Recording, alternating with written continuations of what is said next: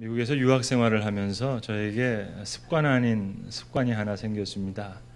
뭔고 하니 뭘 보든지 자꾸 우리나라와 미국을 이렇게 비교하게 되는 것.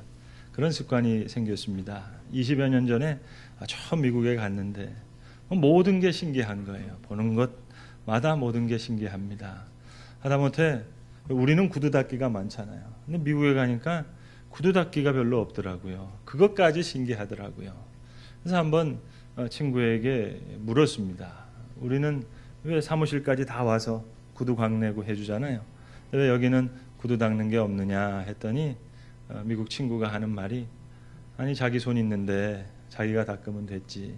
그런 얘기를 하는 거예요. 물론 그들은 차를 많이 타고 다니고 또 우리는 이렇게 길을 많이 걸으니까 구두를 깨끗하게 닦는 것이 맞습니다. 그 일이 옳습니다.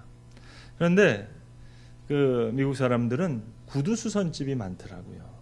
정말 많은 사람들이 구두 수선집에 가서 자기 구두를 이렇게 수선해서 신는데 어떨 때 보면 그 수선비가 거의 새 구두 값의 절반 이상이 넘어갑니다. 우리 같으면 새 구두 사서 신을 텐데 저들은 그걸 수선해서 신더라고요. 그때 혼자서 이런 생각을 해봤습니다. 구두 닦는 나라랑 구두 수선하는 나라랑 싸우면 누가 이길까? 그런 생각을 해봤습니다. 구두 닦는 것이 나쁘다는 이야기가 아니라 우리는 뭔가 모르게 이렇게 남을 많이 의식하면서 살아갑니다. 죄송하지만 자기 아이 하나 키울 때도 가만 보면 옆집 아줌마 교육 철학이 많이 작용하더라고요. 나만의 고유한 철학 참 아쉽습니다. 구두 하나를 신어도 나만의 구두 어때요? 멋지지 않습니까? 경제학자인 제레미 레프킨이 쓴 소유의 종말이라는 유명한 책이 있습니다. 이미 10여 년 전에 나온 유명한 책입니다. 그 책에 보시면 이젠 소유의 시대는 이미 지나갔다는 거예요. 이제는 문화의 시대가 왔다는 겁니다. 그러니까 경제학적으로 말해도 이제 소유 자본주의가 아니라 문화 자본주의라 하는 그런 이야기입니다. 이제 문화 자본주의의 시대가 됐어요. 큰 아파트, 좋은 차, 명품백. 죄송하지만 이젠 다 촌스러운 얘기가 됐네요. 소유의 종말. 이제는 나만의 문화, 나의 유니크한 그런 철학. 그것이 지성인의 새로운 표준이 되었단 말입니다. 그래서 우리 신앙생활도 깊이 생각해 보면 이건 윤리생활이 아니었습니다. 누가 더 의롭냐, 누가 더 착하냐, 뭐 얼마나 착하냐 그런 얘기가 아닙니다. 어느 정도의 비밀한 경건이 있느냐, 바로 그것입니다. 신앙생활을 구도적으로 말씀드리면 수직적인 면과 수평적인 면이 있습니다. 수직적인 면은 하나님과 나와의 관계입니다. 하나님과 나와의 관계. 그리고 수평적인 면은 이제 성도들과의 관계입니다. 근데 이 점에 있어서 이 수직적인 면이 확실하게 되면 수평적인 면은 그저 잘 따라오게 되어 있습니다. 그런데 그만 이 수평적인 면에 너무 신경을 쓰면 그만 수직적인 면이 무너지고 맙니다. 저는 이런 것을 참 많이 봤습니다. 교인들 가운데도 처음 믿음 생활 시작할 때는 오직 십자가만 바라보고 나옵니다. 주께서 내게 베풀어 주신 은혜, 구원받은 은혜, 죄 사함 받은 축복, 그리고 하나님께서 내게 주신 은사, 저 멀리 가나안 땅을 바라보면서 아주 천국지향적인 그런 신앙을 가집니다. 그런데 그만 교회 생활하면서 집사님으로 봉사하시고 권사님으로 봉사하시고 여전도에다 남전도에다 부지런히 이렇게 봉사하다 보니까 어느 데 보니까 예배도 참석 안 해요. 기도도 안 해요. 그만 예배가 없어졌어요. 이 경건한 비밀한 그 믿음이 그만 공중분해되고 말았어요. 하나님과 나와의 소중한 관계가 없어지고 사람에 대해서 너무 많은 신경을 씁니다. 그래서 예수님 말씀하셨습니다. 벌써 말씀하셨습니다. 사람에게 보이려고 하지 말라. 여러분 봉사와 구제도 사람에게 보이려고 하면 안 됩니다. 웬만하면 아무도 모르게. 심지어 탈무드의 말대로 하면 내가 누구에게 주었는지 몰라야 되고 받은 사람도 누구로부터 받았는지 몰라야 됩니다. 저 어느 사이에 사람에게 인사받고 인사하고 뭐 인사 안 한다고 뭐 이러면서 불평하고 나중에 보면 마지막에 이거 아무것도 아니에요. 우리 이러한 면에서 참 비밀한 훈련이 참 부족합니다. 사람에게 보이려고. 그래서 오늘 주님 기도할 때도 너는 너의 골방에 들어가서 문을 닫고 은밀한 중에 거하시는 하나님께 기도하라. 우리의 신앙이 이 비밀한 경건과 은밀한 기쁨을 지켜가야 된다 하는 그런 말씀이 옳습니다. 이 마태복음 6장은 여러분 잘 아시는 대로 예수님의 산상수훈 중에 있는 말씀입니다. 이 6장 전체를 보시면 이제 구제에 대해서 그리고 기도에 대해서 오늘 본문 이후에 보시면 금식에 대해서 이 세 가지로 예수님 말씀하신 후에 이것을 다 종합해서 이제 너희는 하늘의 보물을 쌓아두라. 그런 결론적인 말씀을 주십니다. 그러니까 예수님 지금 이건 땅의 이야기 하시는 것이 아니에요. 하늘의 보물을 쌓는 것. 하늘의 이야기를 하시는 겁니다. 오늘 성경 본문 이거 불우이웃 돕기 얘기가 아닙니다. 하나님과 나와의 관계에서 나의 비밀한 경건 그 믿음을 말씀하시는 것입니다. 특별히 오늘 우리가 읽은 이 8절의 말씀에는 그 중에 앞에 두 가지 구제와 기도에 대한 말씀을 예수님께서 주셨습니다.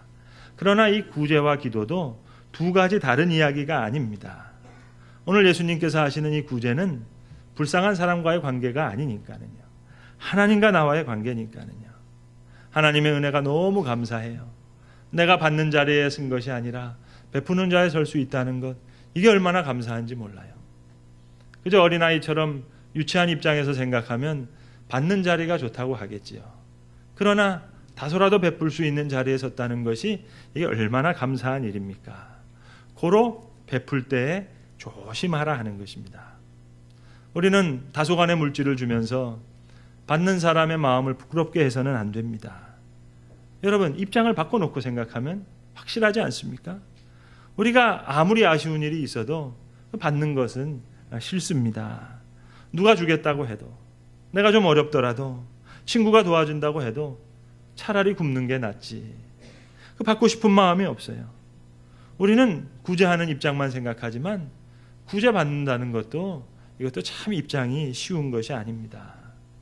우리는 뭐 조금 물질을 보태주고 나서 이 사람 아직도 이 모양으로 사누만 저 사람 언제 살람 될래나? 좀 다 옳지 않은 생각입니다. 줄 때는 주기만 할 것입니다. 아니, 누굴 주는지도 사실은 몰라야 돼요. 그래서 내가 직접 하는 구제, 그거 옳은 것이 못 됩니다. 사실로 좋은 것이 아닙니다. 오히려 다른 이들을 통해 자, 교회에서 이렇게 했습니다. 얼마나 좋습니까? 더욱이 이것은 사람과의 관계가 아니니까 하나님과의 관계다 보니까 아주 은밀하게, 여러분 엄밀히 말씀드리면 인사만 받아도 그것은 구제 아닙니다. 물질을 주고 명예를 얻었잖아요. 어느 쪽이 더 큽니까? 물질은 작은 거예요. 명예가 훨씬 더 큰 거예요. 작은 것을 주고 큰 것을 받았으면 사실로 준 것이 아무것도 없지요. 그래서 오늘 예수님, 너희가 이미 자기 상을 받았느니라. 하나님과 나 사이의 비밀한 영역에서는 아무것도 남은 것이 없다는 말입니다.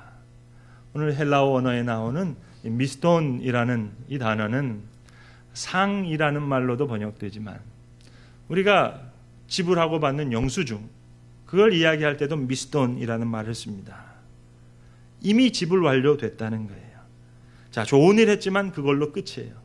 이미 상을 다 받았기 때문에 하나님과 나와의 관계의 영역에서는 남은 것이 없다. 오늘 예수님 우리에게 친히 말씀하십니다. 저는 우리 송도 예수만교회를 개척하면서 몇 가지 중요한 가치를 먼저 세웠습니다. 경건한 예배, 그리고 종말론적인 가치관. 하나님, 이런 귀한 가치들은 제가 목회하는 동안에 이 교회와 이 교회에 속한 모든 성도들에게 잘 세워지게 해주세요. 간절히 기도하면서 7가지 중심 가치와 의미를 세우고 그렇게 개척을 시작했습니다. 그 7가지 가치 중에 하나가 익명적 헌신, 그런 가치를 제가 세웠습니다. 하나님, 이 교회에서는 단 한 사람이라도 자기 이름 내는 사람 없게 해주세요. 제 간절한 기도였습니다. 그래서 여기 피아노 하나 구할 때도요, 제가 일부러 광 없는 피아노 찾느라고요, 이거 고생 많이 했습니다. 사람만 아니라 피아노도 광 내는 거 좋아하더라고요.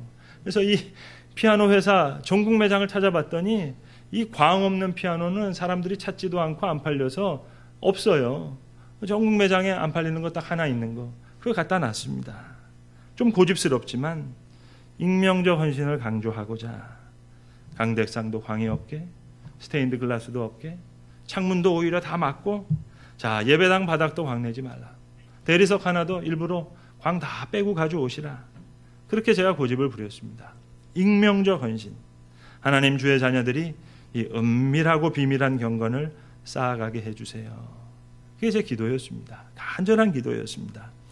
하나님께 너무 감사한 것은 이제 돌아보니까 하나님께서 제 기도를 들으시고 이 예배당 안에 모든 것 하나하나에 아주 은밀함의 신비를 담아주셨어요.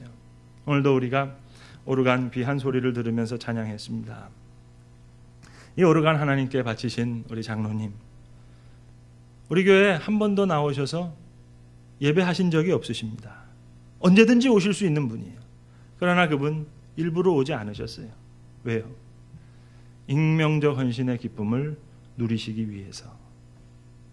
이 피아노 마련해 주신 분도 제가 목회하던 저희 교회 교인이 아니었어요. 저는 이름도 한 번도 들어본 적이 없어요. 얼굴 뵌 적도 없어요. 그저 익명적 기쁨을 찾아서, 은밀한 기쁨을 찾고자 하나님 앞에 헌신을 드린 분이시에요. 많은 분들이 수고했죠. 이 교회를 디자인한 분들, 우리나라 최고의 디자이너입니다. 그러나 저는 칼국수 한 그릇 대접한 것 밖에는 없습니다. 그게 전부예요. 왜요? 하나님과의 관계에서 비밀한 부분을 그분에게 남겨드려야 되니까. 여러분, 여기 있는 강대상 하나, 의자 하나, 조그마한 의자 하나하나도 다 그런 은밀한 간증이 담겨 있습니다. 그게 하나님께 너무너무 감사해요. 우리 현대인은 밥을 못 먹어서 힘든 게 아닙니다. 필요 없는 신경 쓰느라고 소위 지성인들 평판에 의존하는 것처럼 피곤한 게 없거든요. 결국에 가서는 신앙생활도 그쪽으로 흘러버려요. 오래전에 상대성 원리를 발견했던 물리학자 아인슈타인이 이것을 발견하고 너무 기뻐서 당대의 유명한 자기와 가까운 물리학자들, 유명한 물리학자들 11명을 불렀답니다. 그래서 몇 시간 동안 이것을 열심히 설명했더랍니다. 근데 그 11명 중에서 2사람만이 그저 고개를 갸우뚱거리면서 그럴 수도 있겠다 했고, 나머지 9명은 이거 말도 안 되는 얘기라고, 그러면서 아인슈타인에게 쓸데없는 고생하지 말라고 그렇게 이야기했더랍니다.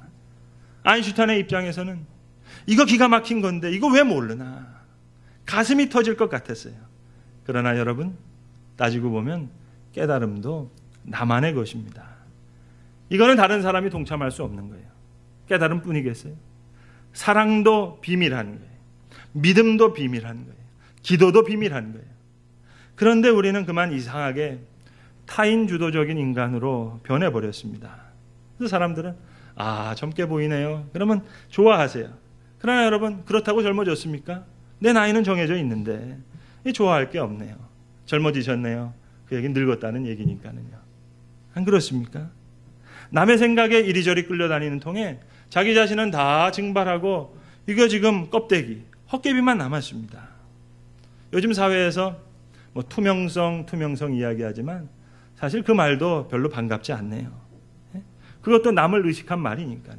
투명성? 그건 아무리 잘해봐야 차선밖에 되지 못합니다. 최선은 진실입니다. 누가 칭찬을 해오더라도 내 마음 깊은 곳에는 오히려 사양하고자 하는 마음이 커요. 큰 존경을 받아도 아니요, 저는 그런 사람이 못 됩니다. 반대로 나쁜 말을 들어도, 험담을 들어도 괜찮아요. 오해는 무서운 것이 아니니까. 중요한 것은 사실이니까. 또 진리는 다수결이 아니잖아요. 이렇게 오히려 깊은 진실을 비밀리에 즐길 줄 아는 깊이가 있어야 되겠습니다. 그래서 여러분, 교회 나오는 것과 예수를 믿는다는 것은 이거는 별개의 얘기입니다. 전혀 다른 얘기예요. 적어도 비밀한 경건의 즐거움을 맛본 자라야 그가 비로소 그리스도의 사람입니다. 특별히 기도의 즐거움. 너는 골방에 들어가서 내 문을 닫고 은밀한 중에 계신 아버지께 기도하라. 기도의 문이 열려야 돼요. 하나님을 정면으로 만나야 돼요. 그러고야 그리스도인입니다. 사도 바울은 말했습니다. 내가 몸 안에 있었는지 몸 밖에 있었는지 알지 못하노라. 높은 경지의 기도의 비밀을 그가 체험했어요. 세상이 알 수 없는, 남이 알 수 없는 기도 중에 정면으로 하나님을 만났어요. 그리스도께서도 여러분 이런 기도의 모범을 우리에게 보여주신 것 아닙니까? 새벽 미명에 일찍 일어나셔서 한적한 곳에 가셔서 홀로 기도하셨습니다. 겟세마네 동산에서도 홀로 기도하셨습니다. 홀로 우리의 기도도 최대한으로 가장 종말론적이고 가장 엄숙한 관계를 가지도록 그렇게 애써야 되겠습니다. 근데 오늘 본문을 쭉 보시면 물론 우리가 해야 될 부분도 있죠. 하지만 사실 중요한 말씀은 하나님이 하신다는 세 가지 동사입니다. 하나님께서 보신다, 하나님께서 아신다, 하나님께서 갚으신다. 하나님께서 보고 계세요. 우리의 마음 중심을 보세요. 또 아세요. 깊은 세계까지 다 아세요. 그리고 가만히 있는 것이 아니라 갚아주세요. 히브리서 11장에 있는 말씀처럼 믿음은 보지 못하는 것의 실상이에요. 하나님 앞에 나아가는 것은 반드시 그가 계신 것과 그가 우리에게 상 주시는 이심을 믿어야 할지니라. 여러분 초조해하지 맙시다. 요즘 선거를 앞두고 매일 매스컴에 그 전문가들이 나와서 다 이야기를 하는데 여러분 보시는 대로 전문가들도 다 의견이 다르잖아요. 전 그런 생각을 합니다. 그냥 한 달만 기다리지. 그럼 다 알 텐데. 여러분 초조할 것 없습니다. 세상이 뭐라 하든 말든 남들이 어떻게 말하든 하나님이 깊은 세계를 아시기 때문에 내 마음의 중심을 보시기 때문에 또 갚아주실 것이기 때문에 아무도 꺼리낄 것이 없어요. 오늘도 갚아주신다, 갚아주신다. 여러 번 반복해서 말씀하십니다. 예수님 또 말씀하셨죠. 누구든지 냉수 한 그릇이라도 주의 이름으로 베풀면 결단코 상을 잃지 아니하리라. 선행은 하늘의 보물을 쌓아두는 것입니다. 하나님께 꾸이는 겁니다. 개인적인 말씀을 드려서 좀 죄송합니다만 전 스스로 이런 생각을 많이 합니다. 저에게 베풀어 주신 하나님의 은혜가 너무 커요. 가정이 유복하다는 말씀이 아니라 하나님께서 내게 베풀어 주신 은혜가 너무 커요. 10년 동안 미국 유학을 하면서도 공부를 잘해서가 아니라 많은 장학금을 받아서 학교에서 또 귀하게 일하면서 편하게 지낼 수 있었습니다. 목회하면서도 교회 개척하면서도 너무 풍족한 은혜 가운데 왜 하나님께서 이렇게 은혜를 부어주시나. 아무리 생각해봐도 내가 남보다 뭐 잘한 게 없는데 근데 이렇게 하나님께서 은혜를 부어주시나 그런 생각을 하게 됩니다. 한 번은 이렇게 음식을 먹는 자리인데 예수를 안 믿는 제 지인 중에 한 사람이 뭐 이런저런 얘기를 하니까 저한테 그 생년월일을 달라 그러더라고요. 그래서 뭐 하나 봤더니 뭐 이렇게 사주를 이렇게 푸는 것 같아요. 그러면서 그 제 생일이 음력으로 추석이거든요. 그래서 목사님은 생일이 음력으로 추석이기 때문에 모든 게 뭐 풍성하다 뭐 그런 얘기를 하는 거예요. 말도 안 되는 얘기죠. 저는 그 비밀을 알고 있습니다. 그것은 우리 어머님 때문이에요. 우리 백원사님, 우리 김씨 집안에 시집 올 때 우리 김씨 집안에는 예수 믿는 사람이 단 한 사람도 없었습니다. 사촌들이 수십 명입니다. 저희 집안에 저는 자라면서 저희 집은 사촌들 하숙집 같았어요. 시골에서 올라오는 사촌형 누나들이 뭐 하루 이틀이 아닙니다. 1년, 2년, 길게는 4년, 5년 그러면서 다 자랐어요. 다윗의 시편 37편에서 다윗이 고백하잖아요. 그가 나이가 많이 들어서 내가 어려서부터 늙기까지 다 보아왔던데 의인이 버림을 당하거나 그 의인의 자손이 걸식함을 보지 못하였도다. 저희 어머니가 씨를 뿌리고 제가 거두는 거예요. 지금 김씨 집안 다 예수를 믿습니다. 여러분, 재물을 모아 자녀에게 물려주겠습니까? 그거 다 부질없는 일이에요.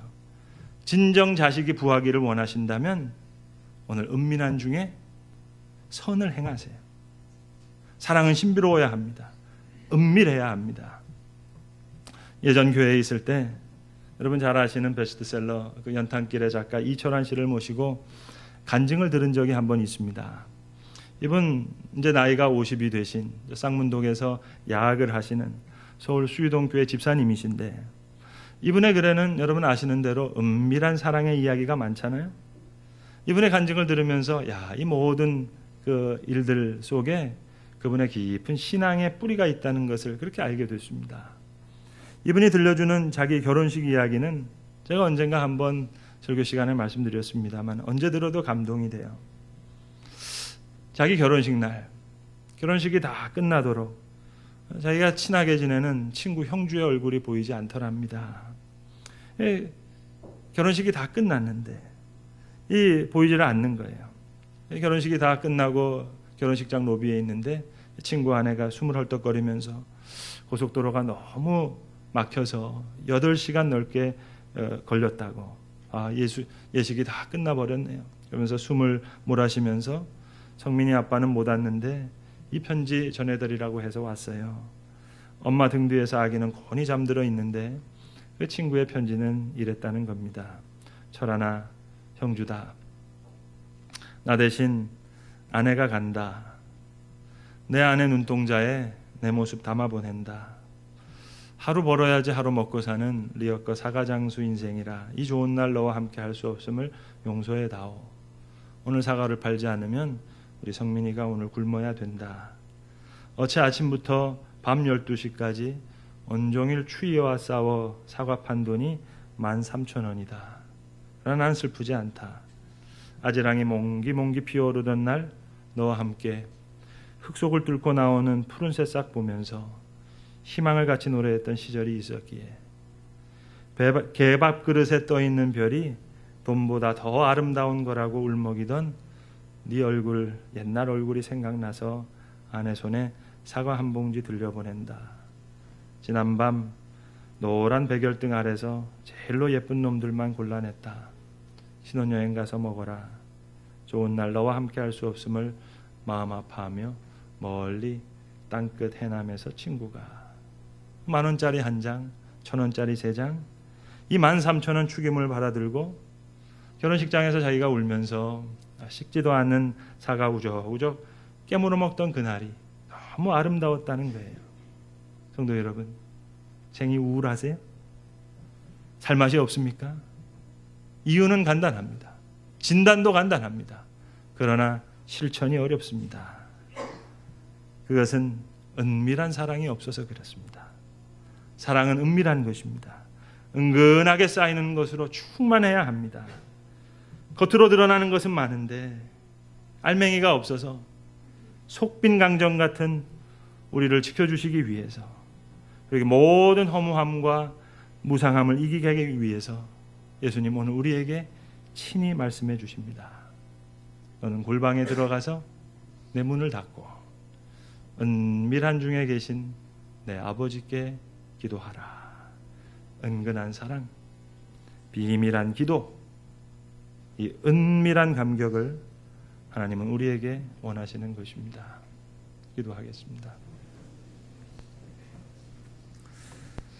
아버지 하나님, 자기 진실에서 자기를 찾지 못하고 사람에게 보이려고 이목과 평판 사이에서 방황하는 저희들 불쌍히 여겨 주시옵소서. 너는 골방에 들어가서 내 문을 닫고 은밀한 중에 계신 아버지께 기도하라 하셨는데, 주님, 은밀한 중에 보시고 은밀히 갚아주시는 하나님 앞에 살게 하시고 사람 앞에 살지 않도록 세상이 알지 못하고 남이 알지 못하는 은밀한 감격을 귀하게 사모하는 지혜로운 주의 자녀들 다 되게 하시옵소서. 예수님의 이름으로 기도합니다. 아멘.